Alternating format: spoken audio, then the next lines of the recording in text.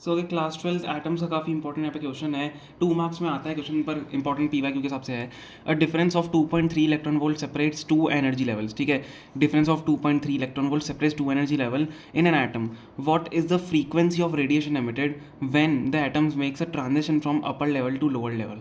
तो देखो क्या होता है यहाँ से, हम सबसे पहले इसको डायग्राम में समझेंगे हमें क्या दिया हुआ है। देखो हमें सेपरेशन बिटवीन 2 एनर्जी लेवल दिया हुआ है एटम में, तो ये आइटम हम बना लेते हैं यहाँ पे। देखो हमें 2 एनर्जी लेवल दिए हुए हैं, फर्स्ट वाला लेते हैं और सेकंड वाला लेते हैं। तो हमें क्या दिया हुआ है यहाँ पे, देखो ध्यान से देखना। What is the frequency of radiation, हमें यहाँ पे फ्रीक्वेंसी कैलकुलेट करनी है, इसका मतलब फ्रीक्वेंसी कैलकुलेट करनी है when atom make a transition from upper level to lower level.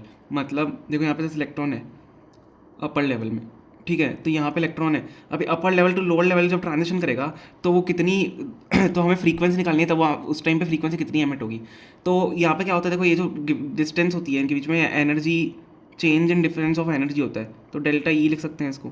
ठीक है, और साथ ही में अगर हम बात करें जो हमें कितना दिया हुआ है, हमें कितनी दी हुई है, डिफरेंस ऑफ कितनी एनर्जी दी हुई है, हमें डेल्टा ई कितना दिया हुआ है यहाँ पे 2.3 इलेक्ट्रॉन वोल्ट दिया हुआ है। समझ में आ गया, ये हमें यहाँ पे टोटली पूरा गिवन है। अब हम क्या करते हैं, हम क्या निकालेंगे, हमें फ्रीक्वेंसी निकालिए। तो फ्रीक्वेंसी का फॉर्मूला आपको पता होना चाहिए एनर्जी के रिलेटेड। तो देखो डेल्टा ई हमारा किसके बराबर होता है, एच और इंटू फ्रीक्वेंसी होता है, प्लैंक कांस्टेंट इंटू फ्रीक्वेंसी के बराबर होता है, E is equal to h nu भी बोलते हैं इसको। ठीक है, तो प्लैंक कांस्टेंट इंटू फ्रीक्वेंसी हमारा डेल्टा ई के बराबर होता है। यहाँ से हम क्या कर सकते हैं, आराम से फ्रीक्वेंसी निकाल सकते हैं।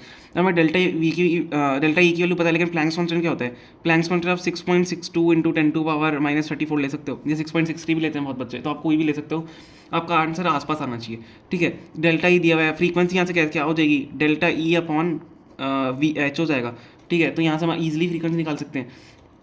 तो फ्रीक्वेंसी क्या हो जाएगी, डेल्टा ई। देखो अब हाँ, हमें क्या दिया हुआ है, इलेक्ट्रॉन वोल्ट में दिया हुआ है, तो हमें यहाँ पे क्या, अगर फ्रीक्वेंसी निकाली हमें जूल्स में कैलकुलेट करना पड़ेगा इसको। तो जो हमारा, अगर मैं बात करूँ 2.3 इलेक्ट्रॉन वोल्ट को अगर हमको जूल्स में कन्वर्ट करना है तो कैसे करेंगे, 2.3 इंटू क्या होता है, देखो इलेक्ट्रॉन वोल्ट को हम क्या लिख सकते हैं, इलेक्ट्रॉन का चार्ज होता है 1.6 इंटू 10⁻⁻19 जूल्स में कन्वर्ट हो जाएगा। समझ में आ गया। तो ये मैंने क्या किया, यहाँ पे इसको इलेक्ट्रॉन वोल्ट से जूल्स में कन्वर्ट कर दिया ताकि हम अपनी ईजिली फ्रीक्वेंसी निकाल ले। तो 2.3 into 1.6 into 10⁻⁻19 joules upon h, Planck constant क्या था, प्लैंक कांस्टेंट की वैल्यू क्या थी, इसको भी ब्लैक में मार्क कर देते हैं अलग से। प्लैंक कांस्टेंट हमारा होता है 6.6 ले लेते हैं, चलो इसको ईजी कैलकुलेशन के लिए 6.6 इंटू 10⁻⁻34। ठीक है, बहुत इजी कैलकुलेशन, आप इजीली यहाँ पे कटिंग कर सकते हो। जब आप कैलकुलेशन करोगे इसकी, ठीक है, जब कैलकुलेशन करोगे तो उसका आंसर आपका क्या आएगा, लगभग 5.6 इंटू 10⁻14 हर्ट्स के आसपास आएगा, क्योंकि फ्रीक्वेंसी किस में होती है, हर्ट्स में होती है।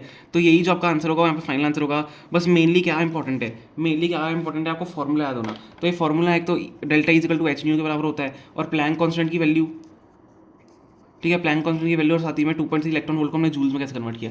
तो यही आपका इसका यहाँ पे फाइनल आंसर होगा। Okay, thank you so much for